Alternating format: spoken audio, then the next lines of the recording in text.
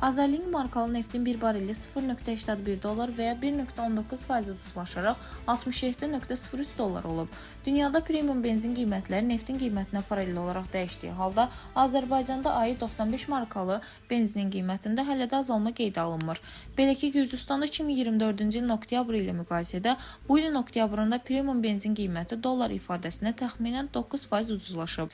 Qeyd edək ki, hökumət əvvəlcədən bəyan etmiş ki, ayı 95 artıq tarif şurası tərəfindən deyil, bazar iqtisadiyyatı və rəqabət şərtləri əsasında formalaşan pərakəndə satış qiymətləri ilə tənzimlənəcək. Lakin hazırki vəziyyət buna uyğun görünmür. Maraqlıdır, neftin kəskin ucuzlaşması fonunda Azərbaycanda premium benzinin qiyməti niyə enmir? Bölgə TV xəbər verir ki, məsələ ilə bağlı Sferaya açıqlama verən Neft Araşdırmaları Mərkəzinin sədri İlham Şaban bildirib ki, Gürcüstanla Azərbaycan arasında əsas fərq bazar mexanizmindən qaynaqlanır. Gürcüstanda neft məhsulları bazarı sırf bazar iqtisadiyyatı ilə formalaşır və dövlət tərəfindən tənzimlənmir.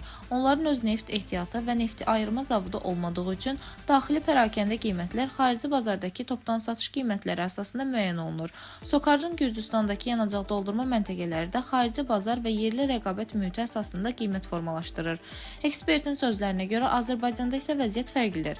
2014-cü ildən yüksək oktanlı benzinin dövlət tərəfindən tənzimlənmədiyi açıqlansa da, reallıqda bazar qeyri-rəsmi şəkildə tənzimlənir. Bu klassik kartel sazişlərini xatırladır. Ölkədə 900-dən çox yanacaq doldurma məntəqəsi olsa da, hamısında qiymət eynidir. Bonus sistemi yoxdur, rəqabət yoxdur. Xarici bazarda qiymət 9-15% aşağı düşsə də, daxildə bu dəyişiklik əksini tapmır. Şaban əlavə edib ki, premium benzin qiymətlərinin bazar şərtlərinə uyğun formalaşdırılması üçün real rəqabət mühiti yaradılmalıdır. Dilbər Vüqar qızı, Bölgə TV.